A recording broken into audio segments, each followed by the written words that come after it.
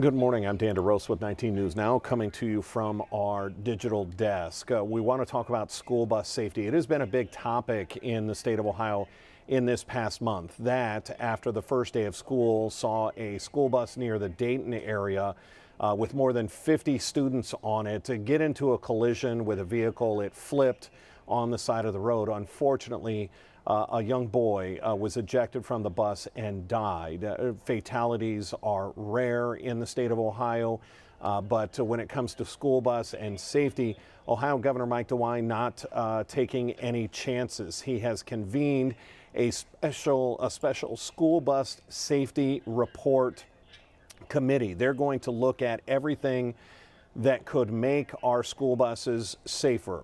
What are they now? What are the safety standards now? What could they be? What would it take to implement some of those changes? You're watching right now. This was Governor DeWine going through the inspection process that is handled by the Ohio State Highway Patrol. And there, unfortunately, is the school bus crash in the Dayton area where that young man was killed. Those inspections are handled by the state of Ohio, Ohio State Highway Patrol. More than 15,000 buses have to be inspected twice a year before they are certified. You can even look on the side of your child's bus and look for the sticker from the Ohio State Highway Patrol showing that it has gone through the inspection process and it has passed certification. Now, one of the individuals that is involved with that is Lieutenant Todd Belcher. He is joining us now from the Ohio State Highway Patrol. He is in the licensing commercial standards for those school buses. Lieutenant, how are you today? Good, thank you. Thank you for joining us. Very serious business. These are more than 15,000 buses with the responsibility of getting our kids to and from school with the utmost safety. When a parent puts their child on the bus in the morning, they want that child to come home. Obviously, that's the goal with the Ohio State Highway Patrol, correct? Yes. And that's the reason for the inspections. Walk us through what is the goal of an inspection when it comes down to every single bus. What is the ultimate goal? The ultimate goal is that that bus is safe to operate, that there are, especially during the annual season. So before school starts, that bus can't have any violations. It has to basically be perfect to be able to operate and transport students during that first inspection before it gets the sticker that you had mentioned. We're watching this inspection, and we actually watched this live. We carried this event live when it happened a couple of weeks ago. It is extremely thorough. It is lights, it is horn, it is engines, it is tires, it is emergency exits and entrance. Each inspection, I believe, can take anywhere from an hour to 2 hours, depending on if there are violations. Walk me through, and I'm sure none of these are typical. I'm sure every bus is different.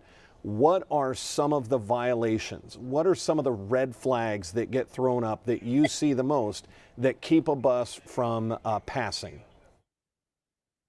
Well, like you mentioned, the inspection is so detailed. It's everything from the paint on the bus to rust on the bus, the lights, the stop arm, the tires, the brakes. It's a complete walk around of all the lights. They're rolling underneath the bus to measure brakes. They're getting inside the bus to look at the seat backs and the foam that's there. It's probably between an 88 and 100 point different inspection process. And some of those can be repaired right there, even during the inspection process. Something like a stairwell light that might just be a light bulb. So that violation would get documented, and then it would be documented that it was repaired. When it comes to violations, what are some of the major violations that will keep a bus that, let's pull this bus out of service, this cannot get certified? What are some of the bigger violations that you see? So those would be flat tires or tire treads or even the brakes being out of adjustment. Those are some of the major violations that would put the bus out of service. We would remove the sticker. That bus would have to be re-inspected before it could transport students again. I'm assuming that's an issue for school districts. I'm assuming no school district in America has enough money where they've got, 100 standby buses. So when a bus goes out of service, this is a big issue for a school district. What happens then? It is. So typically, most schools have a spare bus or two. And then school districts also cooperate amongst each other. So if a bus does go down, they can reach out to another school district and get that route covered. The schools also have systems in places where they have the ability to combine routes if they have a bus that has less students on it, and they can work it out to move those students over to another bus or another route and still get them back home or to school that day. So we understand the Ohio State Highway Patrol is working on and trying to get us we've asked for, districts within Northeast Ohio that have had violations. How many violations? Are there some districts that are more prone to problems than others? And is it a money issue? That's on the school districts themselves.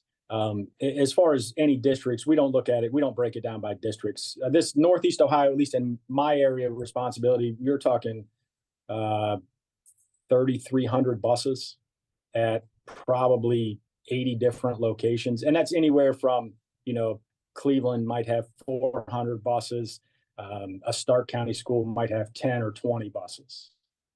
When it comes to having 400 buses, I imagine that's a pretty big process to get everything certified, to get those buses inspected. When does this process start? Obviously, the school year is underway. When does it start? And then, of course, it has to be done twice a year. When do we see sort of a second? Is it over Christmas break? Is it over spring break? How does that work? So starting January 1st, we will start our annual inspection process. And all of those annuals have to be completed before the school year would start in August. And then after August, once the school year has started, then we would move into the spot inspections. So that's that second inspection of the buses. And we try and keep them as close to 6 months as we can. So if your school had its bus inspected in January or February, it would probably be getting inspected in September or October for the second inspection. It makes sense. Can you share with us, and we're not trying to scare families, that's not the point of this. If anything, this shows how thorough the inspection process can be. Can you think of any really bad stories of inspecting a bus that just, it had this wrong, it had this wrong? I mean, does that happen occasionally? It does, and typically those are kind of like what you mentioned, as far as schools don't have just extra buses. So usually those buses that we see with several violations are going to be their older buses that they don't really intend on using, or maybe they plan on getting it replaced, but they want to present it for inspection just to see if they want to repair it, or if they just want to take it out of service and wait to get that new bus, or if they need to change their routes or make some other arrangements. We're speaking with Lieutenant Todd Belcher. He is in charge of the licensing, commercial, and standards division for Northeast Ohio when it comes to school buses and getting them inspected and passed. Lieutenant, I'm going to leave you with the final word here. We kind of got into this in the beginning when we talk about purpose. What is the message you would like to send to parents about their kids' school buses now that this really has become sort of a forefront issue? Even before it was a forefront issue, we've had this process in place for a long time. Ohio has one of the highest standards for school bus inspection process. Even when we receive, or some schools have received buses from another state that might be a used bus, that bus might not pass Ohio's inspection just because of the first initial standards for our inspection process. So the buses on Ohio's roadways that have been inspected by the Highway Patrol are safe. And I think it's a great opportunity for the governor's office to get involved and look at the process and consider what's out there. And we're obviously not going to ask you about that process. That's not your detail here. But of course, a lot of questions facing that School Bus Safety Commission that the governor has put together. Everything from seat belts, that is really the big contentious issue. And I want you to think at home before you say, oh, well, of course there should be seat belts on every bus. Well, there's an issue, as the governor said, there's not even a standard in the United States. From state to state, they can't even agree on whether or not there should be seat belts in buses, let alone just in the state of Ohio. That'll be something that committee will have to debate and look at. And what is the actual feasibility to implement something like that? Think about the cost for every school district. But when we're talking about our children's safety, it is a question that has to be looked at and given thorough consideration. Lieutenant Belcher with the Ohio State Highway Patrol, we certainly appreciate the time. Thank you very much. Thank you. All right, take care. Again, this is a topic we're going to stay on as it is brought to the forefront. You heard the lieutenant say this is something that they have been dealing with for quite some time, the inspection process and making sure our kids are safe on the buses. If we have any other breaking news, we're going to bring it to you here on our digital platforms. Our 11 o'clock news is underway on CW 43, and then our noon news coming up on Channel 19. Until then, I'm Dan DeRose with 19 News Now. Have a great afternoon. 19 News is everywhere.